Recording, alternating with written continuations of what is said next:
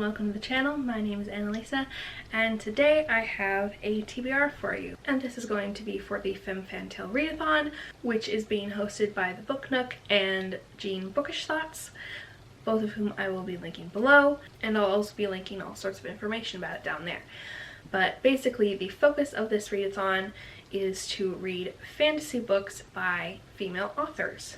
I took part in the first iteration of this readathon back in, I believe, March, and had a lot of fun with it, and really got to engage with other readers and made some new friends, so it was really cool, and I hope to be doing that again. If you want to follow along and join in, most of the events are going to be going on over on Twitter, and that is where I will be updating daily all the different books I'm reading and how I'm balancing it with my other life stuff and all that reading vlog type stuff, because I'm not going to do a vlog of this. I'm just going to do a wrap up at the end. But let's get on with my TBR. So the first book is one that I just started reading when the second iteration of the readathon was announced, so I decided to put this one down and save it for the readathon because I thought it would be perfect. It's a writer I've never read before and kind of a genre that I'm not very experienced with. It's paranormal mystery, which is a big genre, but not one that I've read much of before. I got this one in a book haul a while ago at a library sale because it has Tuxedo Cat on the front. But I read a little snippet of the little beginning as I was just starting, and it sounded really interesting. It is about a seer, apparently, who just gets sent by her visions all over the place to go do things she doesn't know what she's gonna do beforehand, which is actually quite a lot like the books that I'm writing right now, so this will be good research for those. I know very little about this book compared to the others, but I think it is adult genre, so it'll check off that box. There are, I believe, 12 prompts, which include reading a person of color author, reading an adult book, a YA book, a middle grade book, reading multiple POVs, things like that, so which I'll link all that info below. But I am not really going to know how many of those this is going to tick off until I've read it. Then we have this book, which I was reminded of the existence of by Books with Brandywine, because she is one of the few other booktubers I've found who reads middle grade regularly. And this I read when I was a kid, and I really liked it, but it was so long ago, and it wasn't a reread for me because I only got it from the library and never found it in any of the sales like I did some of my other favorites, mainly those ones over there. But it is by one of my favorite authors. I have read loads of her stuff, and I do have one of her other books over here, Ella Enchanted. She's that author. And she also wrote Fairest and a bunch of really good middle grade books that I really enjoyed. But the only thing I remember about this is that this girl is the apprentice slash servant person of a dragon, and that the dragon is not non-binary gender-wise, but they keep their gender secret. It's only for certain people to know, sometimes only for the dragon to know, and so she refers to the dragon as Masteress because it's a combination of master and mistress. I'm not sure if I didn't finish the book because it had to go back to the library or something, but I don't remember the plot. So I'm very excited to rediscover this. Then we have this monster.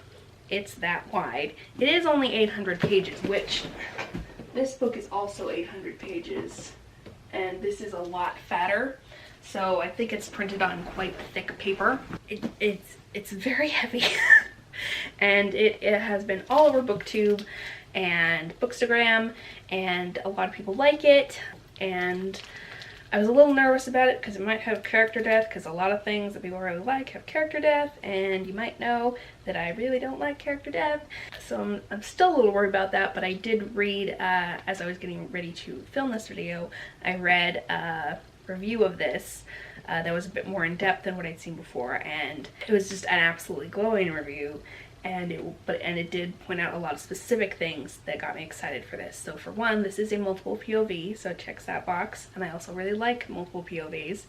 Also, it's got a queer romance in it, female, so that's another box. Other details are it's an epic fantasy, there are dragon riders, There is an evil dragon, but there are also good dragons. And it actually, according to the review, there are a bunch of the dragons, the different individual types of dragons that are mentioned in this book, which is very exciting because that's like one of my favorite books from when I was a kid. It's a reference thing that brings together all the different legends of dragons, and so like cockatrices and basilisks and things like that, so that's really exciting. So I'm quite nervous but also quite excited about this book. Maybe it'll be my new fave.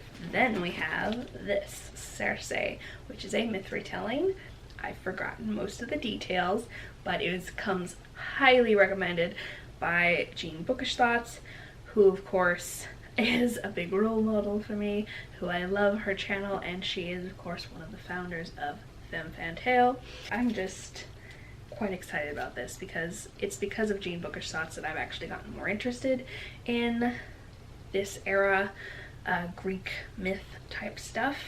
So I'm quite excited to read something that she liked on that era. There's a map. It's not a very detailed map, but it's a map. And maps bode well, in my experience.